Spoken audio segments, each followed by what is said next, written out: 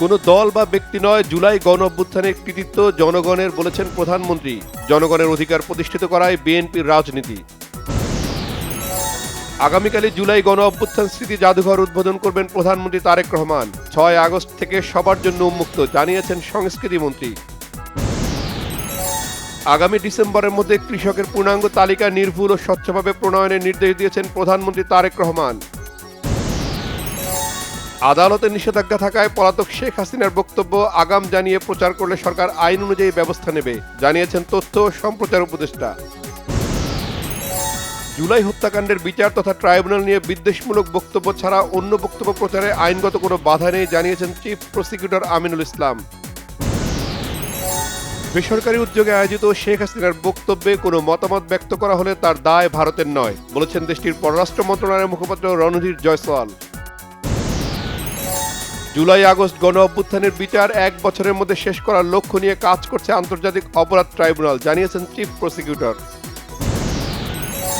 জুলাইকে ভুলিয়ে দেওয়ার পরিকল্পনা হলে দেশবাসীকে নিয়ে সবকিছু তছনছ করে দেওয়া হবে বলে হুঁশিয়ারি দিয়েছেন জামায়াতের আমির ও বিরোধী দলীয় নেতা ডাক্তার শফিকুর রহমান। কোনো গণ আন্দোলনের নেতৃত্ব না দিলেও সুবিধা ভোগ করছে বিএনপি, মন্তব্য নাহিদ ইসলামের। সব শিক্ষা প্রতিষ্ঠানের নিয়ন্ত্রণ নিতে চায় ছাত্রদল।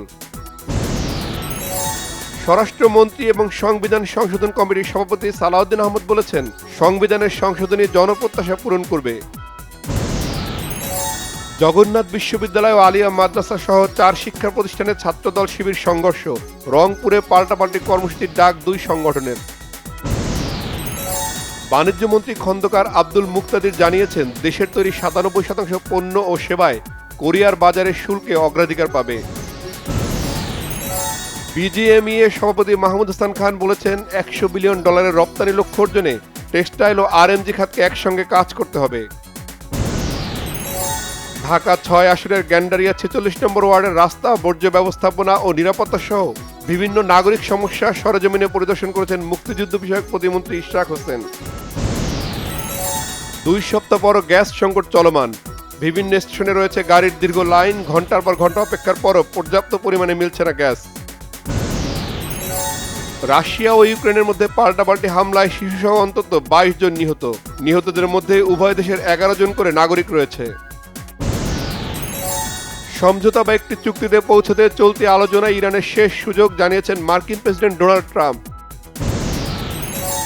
এবার ইংল্যান্ড প্রবাসী ফুটবলার অ্যাডাম আব্বাসকে আনছে বাফুফে। অনূর্ধ্ব-20 এশিয়ান কাপ বাছাই পর্বে খেলানোর পরিকল্পনা। জুলাই আন্দোলনের দ্বিতীয় বার্ষিকী উপলক্ষে রাজধানীর সোহরাওয়ার্দী উদ্যানে অনুষ্ঠিত হতে যাচ্ছে কনসার্ট ফর ডেমোক্রেসি। মঞ্চ মাতাবে 7 ব্যান্ড। 3 দশক পর আবারও রোজিনা ওমর সানিকে দেখা যাবে গুলশানের চামেলি সিনেমাতে। সম্প্রতি হয়ে গেল ছবির মহরত অনুষ্ঠান।